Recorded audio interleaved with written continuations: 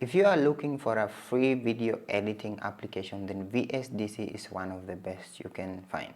So how do you use it? First, you need to go to their website videosoftdev.com and download it.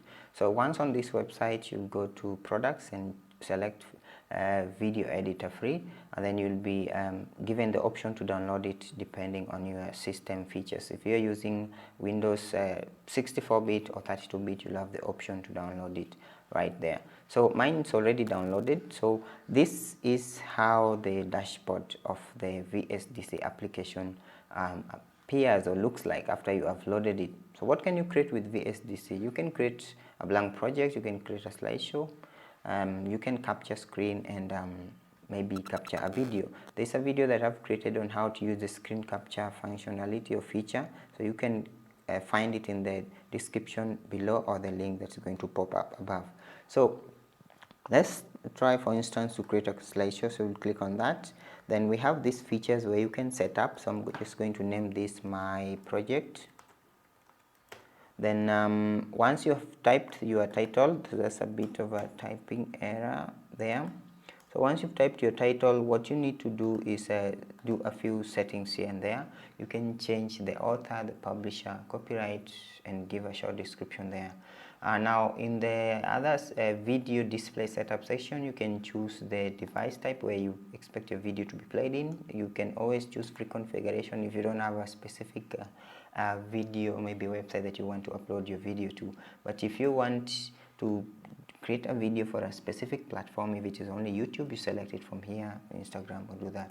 And then you can also select a resolution, which depends on the sizing that you have selected. So if you want it to be 4K or ultra or any size here, you just select it, and then you can also change the frames per second, select the width and height, frequency here, and stereo. If you want to use a template, you'll need to upgrade because it's normally not always free. Set the opacity levels if you want to be at 100, or you can also change that slightly. Then you'll simply click on finish. Then now when you're creating a slideshow, you do have these options of maybe transition features. So I'm going to add, in this case I can drag and drop or add file from here. So I'll go to downloads and choose a video like this here. Let me choose 2 videos and click open. Then now I have 2 videos here. Now these arrows represent the transition that you're going to apply on this video here. So if I click on this and choose a transition from the very top, I have diffuse. If I click on any, the effect appears on the right hand side, the preview section. So I'll choose that. Page turn. Then I can choose the type of page turn that I would like to use.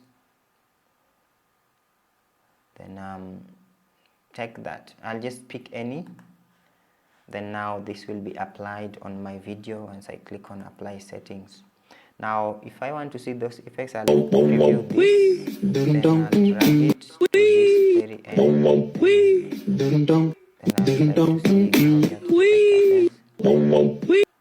Now let me maximize this a little bit and maybe increase the size of this video slightly. It appears too small. Then that's just how you can create a slideshow. It's that simple. So then expand this a little bit, expand that. Now you can play around with these settings here and there, and set this up. Now if you want to create a blank project, just go to projects, click on new. Then we'll take a blank project and use names and say new project. Then I'll save it. Just click on finish.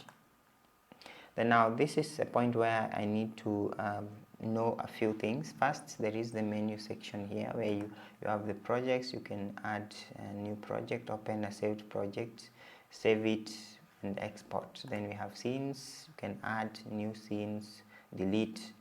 You have the edit option where only becomes active once you have added things on your timeline here. Then you have the view section. Now this is important if you want to display these windows here, because they help you do your editing or some editing features. So I normally use the properties and the basic effects windows, as you can see has been displayed here. The editor section, this is also where you can add object and add a few video and audio effects. You can do cutting and splitting and all that. So exporting project, we'll talk about this at the end of the video. Then the conversions and a lot of tools for video stabilization, and this mostly works if you have the pro version, most of this here. Then you have the activation, that is if you want to upgrade to pro and you need to activate your license, you don't want to use the free version, then you'll use this portion here to activate your VSDC. Now let's add an object to this section, and before that, this is the preview section. This is your timeline where your added portions of your video will appear. This is the part where you'll see your layers and everything, and this is a toolbar where you can add text and some other objects. Now add an object, so I'll just go to editor, add object, select a video, then I'll go to downloads, pick that video, click on OK. Now once you do that, you'll be given the option to select where you want the positioning of your object. So I can take from cursor position or scene end or scene begin. So I'm just going to take from cursor position. My cursor is at the beginning of the video timeline. Click on OK, then I'll add my video. You should notice that once I add this video, one layer appears down there. So if I want to add another layer, I'll just add another object, whether it's audio or video, I can choose anything. If I want to take this, then I'll do that and add it the same, put it down here, then I have layer number 2 as an audio for me. If I want to hide this, I can always do it, but this is not a video, so it won't appear. But if I want to add the video, that's what I do, just click on it to display or hide that video in that section. One thing, this thing that keeps popping up here, this is just a setup that I've done that most people don't tell you about. You need to set up autosave, because you never know when your PC is going to go off, or when it's going to crash, or when you're going to have a power outage. So if you want to set up autosave, click on options, then go to saving options, select, I do use the shortest time, every 3 minutes, click on OK. Then this video will be automatically saved every 3 minutes. That will help you save you in case you have a blackout, so that you don't have to start all over again with your creation process, because it is usually hectic. Next thing is now we want to look at how we can edit videos once we have added them into this. So if I click, for instance, on that video, how can I edit this video? The first thing that I can do with this video is I can split it. I can cut and split this video. So if I want to do some splitting, there are 2 ways that I can do it. The first way is I can split the beginning or the end just by dragging this cursor to any position. Once the video is selected, I'll go to the editor, cutting and splitting, trim start, then the start of the video will be gone. The same can be done to the end, drag it to this portion here, and then do the same. Now in this case I say trim end, because I've said trim start, the whole of this portion will disappear. So I'll click trim end, then I'll do that. If I want to trim or cut a section within the middle of this video, I just move the cursor to pointer to any position, then I'll click on cutting and splitting, add my first marker. I can play it, preview it, or drag this here to any position. Then I'll add the second marker there. Then once I have chosen the portion that I want to cut out, I'll click on apply settings. I'll be given the options to split file using a set of makers, place separate parts of file into a sprite. I've done a video on how to use a sprite in VSDC. You can find it in the description section or in the link that pops up above. Then I'm asked to remove source object, click on OK. Then now my video will appear in 3 sections, where I can delete the middle portion that I do not want and drag this right back into that position. The next thing that I can do to this video here is that I can add some animation effects. If I want this video to fade in at the beginning, I can do that. Just click on this video here and then go to video effects and choose the options that I have right here. So if I want transparency, fade in, I'll click on OK. Then I'll set the duration of this fading. The object creation time is at 00 because it is from the scene begin. If it was a video in the somewhere in the middle, it would have different numbers there. If I want to change the object duration, this is the time that the effect will appear on the video. The longer it is, the more clearer your feature will be seen. So I'll take 0.5. I don't want a very long one. Then I just press enter. Now if I play this, you see the fade in option appearing at the beginning.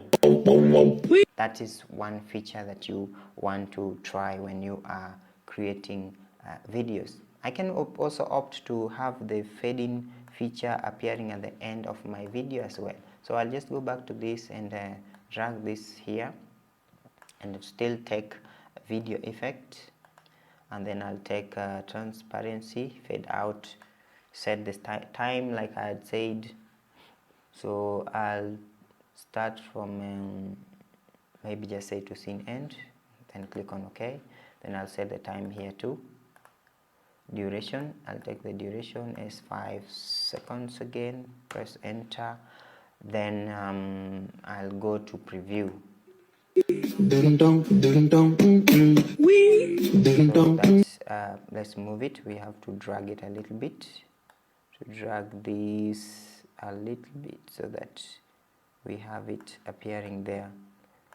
Then now, so let's go back to this here. Now we placed our cursor at a very far position. It's supposed to be somewhere near the end for the fade out effect to appear. So let's add that effect again, transparency, fade out, okay, and then give it 5 seconds. Then now if we preview, you notice that happens. So that is how you add the fade in and the fade out effects to your videos in VSDC. Next thing that you can do to your video here is you can add text and text animation. So if you want to add text to a video, do this video is simple. Use this toolbar right here, click on T and draw your text. So let me first of all show this video here. Let's play it. So let's add that text. So we'll click on this T and then we can draw this text anywhere within the video, but you must also define the positioning. Where does it begin and where does it end? So I'll just say from cursor position because I want my text to appear from the beginning. Then I'll draw it. Then I'll type VSDC Video Editor. Now I can format this text to any size and color that I want. So I just select it. So I'll just select this text here, then change the size. I can take the biggest size, then I can try to position it center and maybe take a bold, make it bold. Then I can also change the background. If I wanted it to have a background, I just click on this section here and click on yes. Then choose a color of my own, like I want to use that, then click on OK. Then I have my text right there. If I want to add animation, some animation to this text, I'll make sure that it is the one that is selected. And even before that, you know that this text covers the whole video. So I'm going to reduce the text length to maybe something that point. Then now I can add the effects, go to video effects, then I can take maybe the same effects that we took before, transparency, fade it in, click on OK, then set up the time. I'm going to use the same time again, press enter, then now try, see now it fades in easily. You can do the same effects if I want it to fade out, click on it, video effects, transparency, fade out, use the same time, click on OK and set up same duration here, press enter, then I'll play it. Or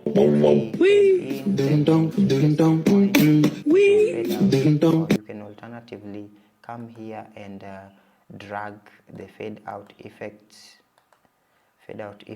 to the very end so that you can see the feature, how it works. Once you have done that, you can always change your video brightness. So if I go back to this, I can play around with this video brightness, and that's why I told you that this basic effects window was important. I can change the appearance by selecting the video and coming to this portion and either expanding, moving it, increasing the brightness or reducing it, playing around with the contrast to have a better view. I have that gamma, then I have red. I'm sure you've seen lots of videos with these features where you can have the red, you can have green, you can play around with the blue temperature, and then I'll just do that, then we can see what we have there, such effects. Then you can change the saturation, you can sharpen it, and you can also blur it if you, especially you are sharing videos with the sensitive content that you don't want people seeing, you can blur it. And then you can save. So if you preview this, you'll see the effects, the red effects, so you see the difference between the first video and the second video. You play that, then you see. Now, next thing is, if I want to split this video into two portions so that I have the audio separate from the video. Sometimes you may find a very interesting video, you would like to use it, but you don't want to use the audio in the background. That means you'll have to split it. You can also split it and use the audio and delete the video. So if I want to do that, I just click on it, and then in the properties window, I'll scroll to the bottom where I'll have to split to video and audio. Then I'll have the video and audio appearing. So if I preview it with the audio still there, you'll hear the sound. But if I delete this, I'll have the audio, the video playing alone without the audio. Then I can use it the way I want it to be. So that's what you do if you want to split video and audio, or video from audio. The last thing that we're going to look at here is how to export your video. So once you're done with your creation, you can always export your projects from the project section and click on export, or go to this portion where you have more options. You can choose the maybe the type of device that your video is going to be played on. Remember, when you're creating this video, we chose free configuration. It was not for a specific website. Now you can choose whether it's for PC, web, iPhone, Android, and DVD. In most cases, I just go with the PC, and then I choose the video output format, which is normally important because sometimes you may need to compress that video. AVI gives me compressed videos with smaller sizes, so that's what I choose. You can choose any of this here, and then you can also do a few settings. You can change the name and the location. So I'm not going to change that name, or maybe just add a 2. And then I can also select the location. I want it to be on the desktop, then save. Once I have saved that, I can also select the profile types. In most cases, I just leave this to default, but if I want high quality, I choose high quality video. And then once I'm done with that, let's say export video, and then continue. This pops up because you're using the free version. They tell you the pro version allows you to set up hardware acceleration. So just click on continue to export that video. So it is a short video, it will export faster. If it is a long one, it takes longer. Now there is something that you can also set up. What happens once your video has been exported? Should it be previewed, or will your PC shut down? If you select shut down PC, it means once the video exporting is done, your PC will be automatically shut down. So that's how you use VSDC to create your video, and I hope this was an important lesson for you if you've never used VSDC before. If you love this, hit the like button and also subscribe to this channel for more VSDC tutorials, not just the basics that we have done today, and also for other features.